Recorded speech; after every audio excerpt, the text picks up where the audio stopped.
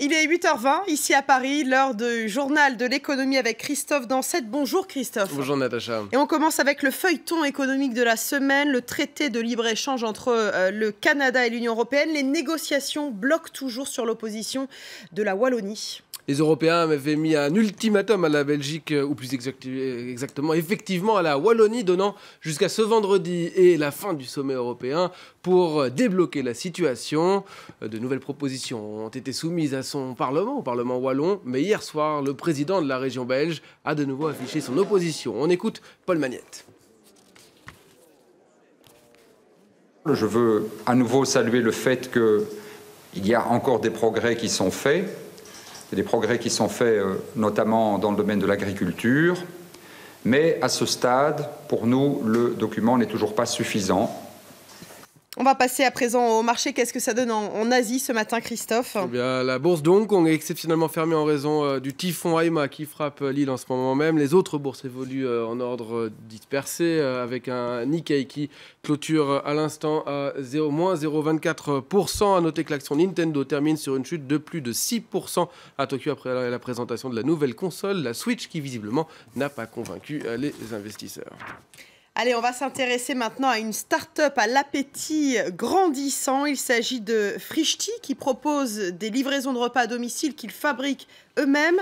Son cofondateur est avec nous ce matin. Bonjour, je vous laisse le présenter, Christophe Dansette. Oui, vous avez remporté hier un prix du meilleur jeune entrepreneur de l'année, le prix Ivy. Bonjour, Bonjour. Quentin Vacher. Vous êtes le cofondateur de Frischti, que vous avez créé il y a un peu plus d'un an avec votre partenaire Julia Bijaoui. Le principe, c'est que vous livrez des repas matin, midi et soir que vous fabriquez vous-même en interne, et votre croissance est absolument remarquable. J'ai quelques chiffres. Vous avez levé cette année 12 millions d'euros au moins. Vous avez plus de 200 employés et vous avez un chiffre d'affaires estimé à plus de 20 millions d'euros. C'est tout simplement impressionnant. Oui, on a vécu 15 mois assez incroyables, où effectivement il y a 15 mois on était 2 et maintenant on est plus de 230 je crois, à tous les jours cuisiner, livrer des bons repas. L'idée de départ a été assez simple, on en avait marre de rien trouver le soir quand on rentrait chez nous pour bien manger. Soit il fallait passer 1 heure faire des courses au magasin, soit il fallait commander que des sushis et des pizzas qui étaient assez chers et puis finalement assez rébarbatives comme usage.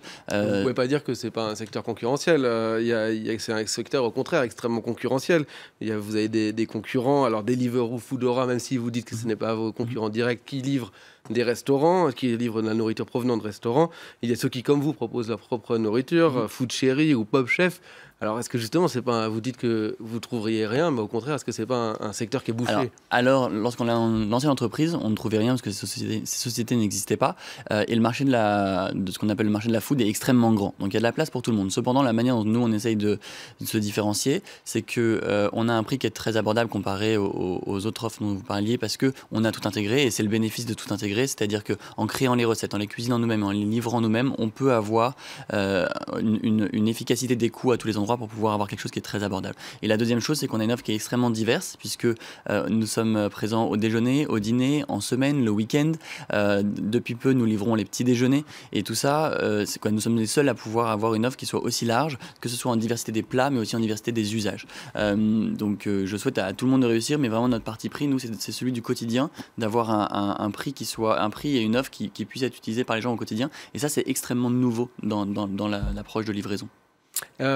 Pour aller sur un tout autre sujet, vous n'en êtes pas à votre premier essai avec une start-up. En 2011, vous avez déjà créé Jolly Box, qui était dans le domaine de la beauté, qui était également un succès. Alors, est-ce que vous diriez qu'en France, c'est facile de créer une entreprise, une start-up ?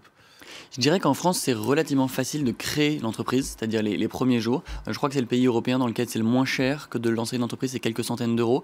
C'est facile de faire les premières procédures et de, in fine, établir son commerce. Ce qui est plus dur, c'est de passer au-delà des 10, 15, 20 employés, ce qu'on a la partie de croissance ou d'accélération de la croissance est peut-être plus compliquée que dans d'autres pays européens, parce que là, à ce moment-là, employer, c'est quelque chose qui est plus risqué qu'ailleurs.